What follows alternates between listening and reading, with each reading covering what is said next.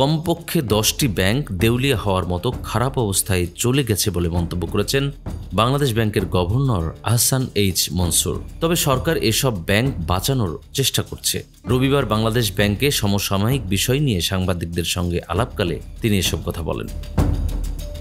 Governor বলেন, আমরা আশা করি না কোনো ব্যাংক দেউলিয়া হবে, তবে এটাও ঠিক অনেক ব্যাংক দেউলিয়া হয়ে আছে। 10টার মতো ব্যাংকের অবস্থা এমন, সরকার এসব ব্যাংক বাঁচানোর চেষ্টা করছে। গভর্নর 10 ব্যাংকের কথা বললেও সেগুলোর নাম তিনি উল্লেখ করেননি।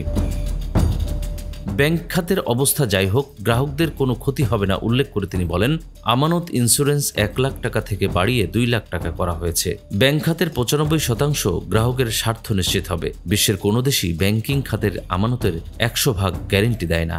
আমরাও 95% গ্যারেন্টি দিচ্ছি।